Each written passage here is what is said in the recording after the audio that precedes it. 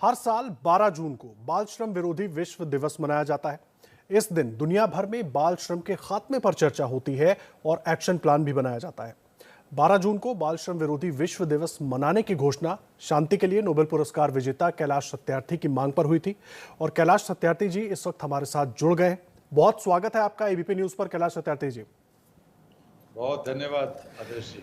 Sir, बाल श्रम पर तो हम लोग बात करते रहे हैं, लेकिन अभी जो पूरा विश्व है, खास करके हमारा देश, सब एक त्रासदी से गुजर रहे हैं। सर, कोरोना का टाइम है। अब सवाल ये है, बहुत सारे लोगों की मृत्यु हो गई, बच्चे अनाथ हो गए हैं। उनको लेकर सबसे बड़ा सवाल इस वक्त पूरे समाज के सामने खड़ा हुआ है कि आखिर उन बच्चों का क्या होगा। आपने विश्व स्वास्थ्य संगठन के 74वें सम्मेलन में इस मुद्दे को उठाया भी था। मैं उसी से इस चर्चा की शुरुआत करूंगा। सर, क्या होगा उन बच्चों का, कैसे उनके लिए कुछ किया जाए ताकि उनका भविष्य सुरक्षित हो सके? देखिए, ये पूरी दुनिया की समस्या है और भारत में भी ये मुद्दा हमने उठाया और अच्छी बात यह है कि उसके बाद केंद्र की और राज्य की सरकारों ने कार्रवाई शुरू की, कई घोषणाएं की। सर्वोच्च न्यायालय ने भी इस मामले में सुनवाई की और कुछ निर्देश दिए, तो काफ़ी पहले हुई हैं। लेकिन इसके बावजूद भी ये बहुत ज़रूरी है कि जो घोषणाएं हुई हैं उनके मुताबिक सही ढंग से काम हो, क्योंकि मामला 1-2 दिन का या 1-2 साल का नहीं है। ये बच्चे जो अनाथ हो गए हैं, इनके लिए लगातार काम करने की ज़रूरत है। इनकी परवरिश, इनकी शिक्षा, स्वास्थ्य और सबसे बड़ी बात यह है कि मानसिक तौर पर संवेदनात्मक और भावनात्मक तौर पर उनका पुनर्वास हो सके। कोशिश हमारी ये होना चाहिए कि वो अपने घर में, रिश्तेदारों में किसी के साथ रहें, भले उनको स्टाइपेंड या दूसरी चीज़ मिलती रहे और इसकी निगरानी भी होती रहे कि सही ढंग से उनकी परवरिश हो रही है या नहीं। और कम से कम ये कोशिश होना चाहिए कि वो सरकारी या गैर सरकारी संस्थानों में जाएं। जी सर, ये बहुत पॉइंटेड बात आप कर रहे हैं। मैं इसमें समझना चाहूँगा सर, क्योंकि बड़ा मुश्किल हो जाता है। शहरों में भी ऐसे बच्चे हैं, गाँव में भी ऐसे बच्चे हैं, बहुत बच्चों तक सही लोग पहुंच नहीं पाते या वो सही लोगों तक नहीं पहुंच पाते। ऐसे में एक बड़ा खतरा हम सबके सामने मुंह बाए खड़ा है, जिस पर लगातार आप भी काम करते रहे, चाइल्ड ट्रैफिकिंग का। सर, तो इसके लिए किस तरह के कदम उठाने होंगे? ट्रैफिकिंग तो बहुत तेजी से बढ़ी है और हमारे संगठन बचपन बचाओ आंदोलन ने इसी कोरोना काल के दौरान पिछले 1.25 साल में 11,000 से अधिक बच्चों को सरकारी एजेंसियों के साथ मिलकर मुक्त कराया है जी। और वो ज़्यादातर बच्चे ट्रैफिकिंग के शिकार हो रहे थे। या तो उनको वहीं रेलवे स्टेशनों पर हम लोगों ने छापामार कार्रवाई करके रोका, या जहाँ पर वो पहुँच गए थे, जो उनका गंतव्य शहर था, वहाँ पर छापामार कार्रवाई की गई। बसें भर के जा रही थीं और हमने उन बसों को रुकवा कर, हमारे कार्यकर्ताओं ने पुलिस की मदद से उनको अपने घरों तक वापस पहुंचाया। तो ये बहुत गंभीर समस्या है। कोरोना का असर सिर्फ एक स्वास्थ्य का संकट नहीं है या आर्थिक संकट नहीं है। इसके जो दुष्परिणाम हैं वो बच्चों के जीवन पर हमेशा के लिए पड़ने वाले हैं और उसकी चिंता से ही काम नहीं चलेगा। उस पर बहुत ठोस कार्रवाई उठाने की जरूरत है। सर, आप भी कह रहे हैं कोरोना का संकट केवल स्वास्थ्य से जुड़ा नहीं है, लेकिन अब जिस तरह की स्थिति बन जा रही है उसके बाद खास करके जो बच्चे हैं, बहुत से परिवारों में ऐसे बच्चे रह गए हैं कि जो शायद सबसे बड़ा बच्चा है उसकी उम्र 14 साल या 15 साल है, उसके छोटे भाई बहन हैं और बहुत सारे रिश्तेदार ऐसे वक्त में चाहकर भी या ना चाहकर भी सहयोग नहीं कर पा रहे हैं। उन बच्चों के सामने अपने लिए बड़ा संकट खड़ा हो गया है। सरकारें जो नियम बना रही हैं, जिस तरह से मदद पहुँचाने की कोशिश कर रही हैं, क्या आप उसको काफ़ी मानते हैं? देखिए, समाज, सरकार, सभी लोग मिलकर करें। भारत उस तरह का देश नहीं है कि जहां लोग एकदम असंवेदनात्मक तरीके से पेश आएंगे। रिश्तेदारों में बहुत अच्छे रिश्तेदार भी होते हैं, लेकिन उनको जो आर्थिक मदद की ज़रूरत है या दूसरी तरह की मदद की ज़रूरत है वो उनको दिलाई जाए। लेकिन मैं बार बार कह रहा हूँ कि ये मुद्दा एक गंभीर मुद्दा होते हुए भी देश के सभी जो बच्चे पिछड़े वंचित वर्गों से आते हैं उनके सामने बहुत बड़े संकट हैं। बाल मजदूरी में जाने का संकट है, बाल विवाह की कई घटनाएं हमारे सामने आई हैं और हमारे कार्यकर्ताओं ने झारखंड में और कहीं कहीं बाल विवाह रुकवाए हैं। अभी इसी दौरान गरीब माँ बाप को लगता है, जिनकी रोजी रोटी छिन गई है, कि भाई अगर अब लड़की भी घर में है और रिश्तेदारों के लड़के भी आसपास ही हैं गाँव में, तो शादी कर दिया जाए। तो इन सब के लिए बहुत सामाजिक जागरूकता की जरूरत है, निगरानी की जरूरत तो है ही। जी, सर, एक बड़ी अहम बात हो जाती है ऐसे वक्त में, और खास करके ऐसे बच्चे जो इस त्रासदी के मारे हुए हैं, वो केवल फाइनेंशियल तौर पर ही परेशान नहीं है या किस तरह से उनका भविष्य होगा इसको लेकर ही परेशान नहीं है, जिस चीज से वो गुजरे हैं उनके मन मस्तिष्क पर भी उसका बहुत बुरा असर पड़ा है सर, उसका भी ध्यान हमें रखना होगा। जो बच्चे घरों में हैं अभी बंद, भले ही वो संपन्न परिवारों के बच्चे हों या मध्यवर्गीय परिवारों के बच्चे हों, और वो सब एक बहुत बड़ी त्रासदी से गुजर रहे हैं। और ये त्रासदी मनोवैज्ञानिक और मानसिक त्रासदी भी है। वो चिड़चिड़े हो रहे हैं, कई बार निराशा उनमें फैल रही है, एकाकीपन आता है, किसी का पढ़ाई में मन नहीं लग रहा, कोई सिर्फ अपने कंप्यूटर के आगे बैठा है, दिन भर खेल खेल रहा है और इसके बाद आंखें खराब हो रही हैं। भूख किसी को ज़्यादा लग रही है, किसी बच्चे को भूख कम लग रही है। कई तरह की चीज़ें हमारे सामने आई हैं, क्योंकि ये उनके ऊपर बहुत गहरा असर डाल रहा है। और ऐसे में ज़रूरत है कि माता-पिता बच्चों के साथ एक दोस्ती का रिश्ता रखें, उनकी बातें सुनें, केवल अपनी बातें ना थोपें, केवल निर्देश ना दें। मैं तो पिछले साल भर से ये बात कह रहा हूँ, बार-बार कई जगह मैं ये बोला हूँ कि माँ-बाप को ये मौका है कि अगर वो घर में हैं और बच्चे भी घर में हैं, तो अब उसका इस्तेमाल करते हुए बच्चों के साथ मित्रता का व्यवहार करें। बहुत सारे बच्चे हैं जो स्कूलों में जब जाते हैं और माँ-बाप भी काम में लगे रहते हैं, तो बच्चों के साथ यौन उत्पीड़न होता है, छेड़खानी होती है, छींटाकसी होती है, और बच्चे घर में किसी को बता नहीं पाते हैं। रिश्तेदार लोग कई बार बुरा व्यवहार करते हैं, यौनाचार कर लेते हैं, गलत तरीके से शरीर को छूते हैं, तो बच्चे किसी को बता नहीं पाते हैं, क्योंकि मित्रता का रिश्ता नहीं है माँ-बाप और बच्चों के बीच में। वो रिश्ता अभी बनाने की ज़रूरत है। जी, ठीक कह रहे हैं सर आप, और इसीलिए फोकस हमारा उन बच्चों पर ज़्यादा है इस वक्त जो इस कोरोना त्रासदी से जूझ रहे हैं, अब उसके बाद खुद को संभालने की कोशिश कर रहे हैं और मदद की दरकार है जिनको। मेरा एक बड़ा सीधा सा सवाल है सर, क्योंकि तमाम कोशिशें आप लोग भी करते रहे हैं, तो ऐसे बच्चों के लिए कि आपका संगठन भी कुछ कर रहा है, सरकार से आप लोगों की कुछ बात हुई है सीधे तौर पर कि ऐसे बच्चों के लिए कोई एक्शन प्लान बनाया जाए ताकि जल्द से जल्द और ज़्यादा से ज़्यादा बच्चों को मदद मिल सके? जी, हमारी तो लगातार बातचीत हो रही है। अभी थोड़ी देर पहले ही राजस्थान के मुख्यमंत्री जी और राजस्थान की पूरी सरकार, जिसमें सारे डिस्ट्रिक्ट मजिस्ट्रेट्स और पुलिस और तमाम अधिकारी और कई मंत्री थे, हमारी बातचीत हो रही थी। अभी एक कार्यक्रम रखा गया था जी। मैंने स्वयं जब ये सारा मामला आया, तो इससे पहले कि और लोग पहल करते, मैंने प्रधानमंत्री जी को पत्र लिखकर निवेदन किया था कि एक राष्ट्रीय स्तर पर टास्क फोर्स बनाया जाए, जिसमें हेल्थ के, मनोविज्ञान के और दूसरे तमाम जो बाल संरक्षण, जो चाइल्ड प्रोटेक्शन है, उनके एक्सपर्ट्स को रखा जाए और वो हमें बताए कि कोरोना का जो बहुआयामी प्रभाव पड़ रहा है, शारीरिक, मानसिक और शैक्षणिक और सब तरह का प्रभाव पड़ रहा है, उसका निदान कैसे हो। हम पूरी पीढ़ी को नहीं खोना चाहते, ये मैंने उनसे निवेदन किया। फिर बाद में भी हमने कई विभागों से लिखा पड़ी कि ये तो हमारा काम है, कर रहे हैं हम, कई मुख्यमंत्रियों के साथ या स्थानीय प्रशासन के साथ हमारे साथी लगे हुए हैं। तो हम तो सरकार के साथ मिलकर, केंद्र और राज्य सरकारों के साथ मिलकर, हमारे संगठन इस मुद्दे को उठा ही नहीं रहे, बल्कि सुझाव भी दे रहे हैं, नीतिगत सुझाव दे रहे हैं। हम हमारे अपने आश्रमों में जो बच्चे हैं, वो भी लोगों में जागरूकता फैलाने की कोशिश कर रहे हैं कि उनके गांव में बिहार के, झारखंड के, उत्तर प्रदेश के और राजस्थान के, मध्य प्रदेश के जो बच्चे हमारे आश्रमों में हैं, वो अपने माता-पिता को नहीं, रिश्तेदारों को भी फ़ोन करके, अपने जो भाई बहन हैं दूर दराज के, उनको भी हम फ़ोन करके बातें करा रहे हैं, ताकि वो जान जाएं कि इस महामारी के कारण उनका बचपन न छिन जाए, कहीं वो बाल मजदूरी में न धकेल दिए जाएं। जी सर, एक चीज़ मैं समझना चाहूँगा, क्योंकि अब जो खतरा इन बच्चों के सामने है, खास करके जो इस त्रासदी में जो बच्चे अनाथ हो गए हैं, उनके सामने बाल श्रम में जाने का खतरा है, ट्रैफिकिंग का खतरा है, तमाम तरह के खतरे हैं।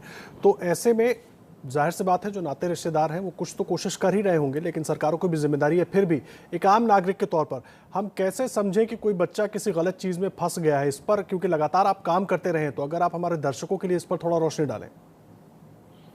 देखिए, समाज की जो निगरानी है वो बहुत ज़रूरी है। पुलिस की निगरानी और दूसरे महकमों की निगरानी के साथ साथ अब रेलें चल रही हैं या बसें भी चलने लगी हैं कई राज्यों में, तो आम नागरिकों की नज़र रखे कि अगर कोई इस तरह का संदेहात्मक व्यक्ति कुछ बच्चों को ले जा रहा है तो इसका मतलब ट्रैफिकिंग करके ले जा रहा है। कई बार ये वेबसाइट और झूठे इस तरह के व्हाट्सएप ग्रुप बनाकर लोग प्रचार करते हैं कि हम बच्चों को गोद लेने के लिए तैयार हैं, हम उनकी मदद करने के तैयार हैं। तो वो तो बहुत गैर कानूनी चीज़ है। सरकारी एजेंसियां इसके लिए हैं, कानून इसके लिए हैं, उसका पालन करना चाहिए। लेकिन मैं आपको बता रहा हूँ कि ये संकट उससे कहीं ज्यादा गहरा है जी। ये अनाथ बच्चों के प्रति संवेदना हमारे सबके मन में जरूरी है और उस पर काम भी होना चाहिए। लेकिन लाखों बच्चे ऐसे हैं जो शायद स्कूल में वापस नहीं जा पाएंगे, जिनके मिड डे मील पर प्रभाव पड़ा है, जिनके वजीफे पर प्रभाव पड़ा है, जिनके माता पिता का मनरेगा में काम करने पर प्रभाव पड़ा है। इस सब का परिणाम तो लाखों लाखों बच्चों को भुगतना पड़ेगा, शायद करोड़ों बच्चों को भुगतना पड़ जाए। इसकी तैयारी पूरे देश को करनी चाहिए एक राष्ट्रीय आपदा समझकर। इसकी तैयारी की बात आप कर रहे हैं, ये बहुत अहम बात आप कह रहे हैं सर। तो क्या हो रही है तैयारी की कोशिश? आपने भी कहा कि प्रधानमंत्री जी को आपने चिट्ठी लिखी, तो कुछ वहां से किस तरह का रिस्पांस मिला? क्योंकि सरकार भी इस तरह की बात कर तो रही है, लेकिन जमीन पर इस तरह की चीजें कब आएंगी, क्योंकि जरूरत तो अभी से है। कुछ काम तो राज्य सरकारों ने शुरू किया है जैसा मुझे बताया जा रहा है, और अलग अलग राज्यों में। लेकिन जैसे अभी ये जो राष्ट्रीय आयोग है बाल संरक्षण का, बाल अधिकार संरक्षण का, उन्होंने जांच पड़ताल शुरू की है कि कितने बच्चे अनाथ हुए हैं जिनके दोनों माता पिता का देहांत हुआ है या एक किसी का हुआ है। तो वो कोर्ट ने भी मांगा है, सुप्रीम कोर्ट में उनको ये देना पड़ा है। तो ये चीजें तो हुई हैं, लेकिन मैं इससे भी ज्यादा गहरी बात जो कह रहा हूँ बार बार कि वो ये है कि देश के करोड़ों बच्चों पर, जो कि निर्धन, जो कि वंचित वर्ग के बच्चे हैं, उनके साथ भी यही सब कुछ होने वाला है। उनकी ट्रैफिकिंग, उनके बलात्कार, उनकी ऑनलाइन ट्रैफिकिंग और उनके ऑनलाइन सेक्सुअल अब्यूज, ये सारी घटनाएं बढ़ी हैं शुरू में ही। हमारे पास इस तरह के आंकड़े हैं और इसको हमें करना पड़ेगा। राज्य सरकारों को, केंद्र सरकार को, सबको मिलकर इसको करना होगा और त्वरित कार्रवाई करनी होगी। ये नहीं कि हम इंतजार करेंगे। हम तो इंतजार कर सकते हैं अपनी योजनाओं को लागू कराने की और ब्यूरोक्रेसी की और लिखा पढ़ी की और ट्रेजरी और ये और वो और बजटरी एलोकेशन, लेकिन हमारा बच्चा तो एक दिन भी इंतजार नहीं करेगा। उसका बचपन तो उसकी आज़ादी तो एक दिन भी इंतजार नहीं करेगी। जिस दिन ये घोषणाएं होती हैं उसी शाम को वहाँ के उस प्रदेश के सारे जिलाधिकारियों को कहा जाना चाहिए, केंद्र सरकार के अधिकारियों को ये निर्देश होने चाहिए कि कल से उन बच्चों को जिनका पता लग चुका है अब, तो सुप्रीम कोर्ट के आदेश का इंतजार थोड़ी किया जाएगा या और किसी के आदेश का। अब ये तय हो गया कि इतने बच्चे अनाथ हुए हैं तो उसको किया जाए, लेकिन इससे कहीं ज्यादा होगी अनाथ बच्चों की संख्या, ये भी हमें पता करवाना चाहिए। शिक्षकों को हम तैयार करें इसके लिए। जब स्कूल खुलेंगे तो स्कूल में अगर बच्चे नहीं आते तो शिक्षक गांव-गांव में जाके ये कर सकते हैं। पंचायतों को हम ये कहें कि पंचायतें इस पे ध्यान दें और करें। सबसे पहले तो वो रिपोर्ट करें कि जो लोग जिनका देहांत हुआ है वो उनके बच्चे अनाथ हुए हैं तो। और एक और गंभीर समस्या ये है कि बहुत सारे माता पिता जो मृत्यु के शिकार हुए हैं, उनका शायद वो कोरोना की महामारी में कोई रजिस्ट्रेशन नहीं है, उनका वो एंटी पीसीआर टेस्ट नहीं हुआ या अस्पताल में उनकी मृत्यु नहीं हुई। तो इस मामले में हमें बहुत संवेदनशील होने की जरूरत है। ऐसे बहुत सारे मामले हैं जिनको कानूनी तौर पर साबित नहीं किया जा सकता कि ये कोरोना से मरे हैं। हम जानते हैं कि आंकड़े और कहीं ज्यादा हैं। ऐसे बच्चों को भी हम संवेदना के साथ प्राथमिकता दें और उनका पुनर्वास करें, उनकी परवरिश करें। जी सर, इसीलिए मैं ये सवाल कर रहा हूं क्योंकि जिस तरह से आप कह रहे हैं कि बहुत गहरी समस्या है और हम सबको समझना होगा, और जाहिर सी बात है इसीलिए कोशिश होनी चाहिए, वो चाहे केंद्र सरकारें हों चाहे राज्य सरकारें हों, कि एक ऐसी कुछ स्कीम लाई जाए या एक ऐसी योजना तत्काल लाई जाए ताकि इन बच्चों तक पहुंचे, इनके बारे में पूरी जानकारी हो और फिर इनको उस तरह की सुविधा या सुरक्षा जो भी ज़रूरी है वो मुहैया कराई जाए। इसीलिए मैं आपसे ये जानना चाह रहा हूँ, क्योंकि लगातार आप इस क्षेत्र में काम करते रहे हैं, क्या अभी हमारे यहाँ ऐसी किसी योजना पर काम हो रहा है ताकि इन बच्चों को जल्दी से जल्दी राहत मिल पाए? कई योजनाएं राज्य सरकारें घोषित कर चुकी हैं, केंद्र ने भी की हैं, तो इसका मतलब तो काम हो ही रहा है। हमें उसे सकारात्मक तरीके से उसका स्वागत करना चाहिए। हम कर रहे हैं स्वागत। जो असली बात है कि वो स्थानीय धरातल पर ईमानदारी से लागू हों, क्योंकि जो सरकारी तंत्र है उसके सहारे हम ये मान लें कि वो इतनी संवेदना, इतनी करुणा और शिद्दत के साथ, इतनी ईमानदारी के साथ सारी चीज़ों को जल्दी से लागू कर देंगे, तो उनके ऊपर भी हमको एक जवाबदेही की व्यवस्था करनी चाहिए। जो अकाउंटेबिलिटी है वो तय करना चाहिए कि एक समयबद्ध तरीके से ये चीज़ें लागू हो जाएं। और ये काम तो सरकार ही करेंगी। तो सरकारों से हमें ये मांग करनी चाहिए कि भाई जो योजनाएं आपने लागू की हैं उनको, या आपने घोषित की हैं, उनको लागू करने की एक समयबद्ध तैयारी हो, और जो अधिकारी इसके लिए जवाबदेह हैं अगर वो नहीं करते तो उन पर कार्रवाई हो, और अगर अच्छे ढंग से करते हैं तो उनको रिवार्ड किया जाए, उनको पुरस्कृत किया जाए। जी सर, कोरोना काल में जो बच्चे अनाथ हुए हैं वो बाल शोषण के भी शिकार हो सकते हैं, बाल श्रम के भी हो सकते हैं, ट्रैफिकिंग के भी हो सकते हैं। आप भी इस ओर इशारा कर रहे हैं, आप क्या सलाह देंगे इसके लिए? किस तरह की गाइडलाइंस होनी चाहिए ताकि बच्चों को इससे बचाया जा सके? उन गाइडलाइंस में किन किन चीज़ों का ध्यान रखना चाहिए हमें? देखिए, गाइडलाइंस वगैरह बनाने का काम सरकारें करती हैं, लेकिन नीतिगत जो बात है वो ये है कि हमने ये बात कही, हमने ये भी प्रधानमंत्री जी को लिखा कि ईश्वर ना करे कि तीसरी लहर आए। ये बात नहीं लिखी मैंने, लेकिन अगर तीसरी लहर आती है और कहा जा रहा है कि बच्चे इससे ज़्यादा प्रभावित होंगे, तो उसकी तैयारी हमें अभी से करना चाहिए। कम से कम हर जिले में बच्चों के लिए एक अस्पताल तय किया जाए। सरकारी अस्पताल हो तो सबसे अच्छा है, नहीं हो तो किसी प्राइवेट अस्पताल को तुरंत ये जुम्मा सौंपा जाए कि आप यहाँ पर पेडियाट्रिशियन जो बाल चिकित्सक हैं उसको रखेंगे, बाल मनोचिकित्सक को रखेंगे, और अगर बड़ी तादाद में बच्चे आते हैं कोरोना से प्रभावित होकर तो उनको उनका इलाज किया जाएगा। उसकी दवाइयों की तैयारी, ऑक्सीजन की तैयारी, सारी व्यवस्था अच्छे ढंग से पहले से हो तो कोई ऐसी आपाधापी नहीं मचेगी जो दूसरी लहर के दौरान पूरे देश में मची थी। तो ये भी बहुत ज़रूरी है। दूसरा ये कि जो बाल संरक्षण गृह हैं उनमें एक कोरोना वार्ड बनाया जाए। कोरोना वार्ड में वो सारी तैयारी हो, क्वारंटाइन के लिए भी अलग जगह रखी जाए कि अगर किसी किन्हीं बच्चों पर इसका असर होता है तो उनको वहाँ तुरंत बहुत सुविधा के साथ और बहुत अच्छे ढंग से उनको रखा जा सके वहाँ। तो ये तैयारी भी हमें करनी चाहिए। उनकी ट्रेनिंग भी होनी चाहिए, जो ये बाल गृह के अधिकारी लोग हैं, कर्मचारी लोग हैं, कि अगर किसी बच्चे को बुखार आ रहा है, खांसी हो रही है, कोई और चीज़ हो रही है तो लापरवाही ना बरती जाए। ये सारी चीज़ें हमें तैयारी के तौर पर अभी से करना चाहिए। लेकिन जो सबसे और ज़्यादा ज़रूरी चीज़ है वो ये है कि हमें बच्चों के स्वास्थ्य के मामले में इस महामारी से सीख लेना चाहिए, पूरे देश के स्वास्थ्य के मामले में सीख लेना चाहिए। और इसीलिए मैंने फिर से दूसरा पत्र प्रधानमंत्री जी को लिखा और साथ साथ देश के प्रत्येक सांसद को लिखा, प्रत्येक सांसद को, राज्यसभा और लोकसभा के, और निवेदन किया कि मेहरबानी करके स्वास्थ्य का मौलिक अधिकार सबको दिया जाए। संविधान में संशोधन करके अगर स्वास्थ्य को मौलिक अधिकार बनाया जाएगा तो ये पारदर्शिता बढ़ेगी। पूरे स्वास्थ्य तंत्र के अंदर जो स्वास्थ्य तंत्र की कमजोरियां हैं उनको दुरुस्त किया जा सकेगा, और आगे कोई भी आपदा इस तरह की आती है तो हमारी तैयारी रहेगी। जब से हमने शिक्षा को मौलिक अधिकार बनाया 15 साल में, जो तरक्की हुई है, स्वास्थ्य में भी उसी तरह की एक काम की जरूरत है और एक साहस दिखाने की जरूरत है। सब लोग राजनीतिक अपने पार्टियों के भेदभाव से ऊपर उठकर अगर ये बड़ा काम करते हैं तो इतिहास आपका सम्मान करेगा कि आपने एक बढ़िया फैसला लिया। जी सर, एक आखिरी सवाल मैं समझना चाहूँगा। बच्चों के लिए लगातार आप काम करते रहे हैं, उनको सुरक्षित करने के लिए, उनको अलग अलग जगहों से बचाने के लिए आप लोग सब कुछ करते रहे हैं। अब जो त्रासदी हम झेल रहे हैं, इन बच्चों के लिए कुछ आप लोगों ने शुरू किया है कार्यक्रम ताकि उनको फौरी राहत मिल पाए? सरकारें जब तक जो करेंगी सो करेंगी, उस पर कुछ काम कर रहे हैं आप लोग? हमने तो पहले ही दिन ये कहा था कि ऐसा कोई भी बच्चा, ऐसी कोई भी शिकायत आती है तो उसकी परवरिश के लिए हमारा संगठन कैलाश सत्यार्थी चिल्ड्रंस फाउंडेशन और बचपन बचाओ आंदोलन तैयार है जी। लेकिन उसकी जो पूरे कानूनी वैधानिक प्रावधान है उसके अंतर्गत ही हम ये करेंगे।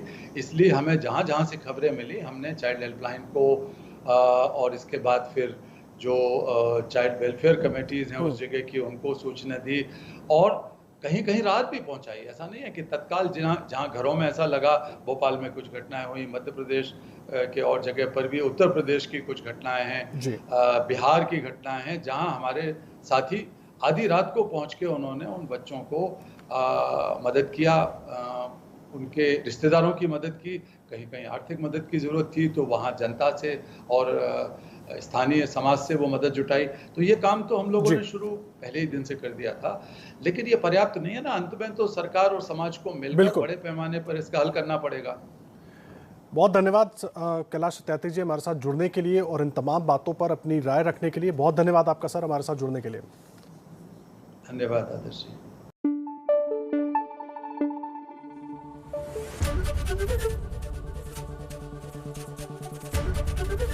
एबीपी न्यूज आपको रखे आगे।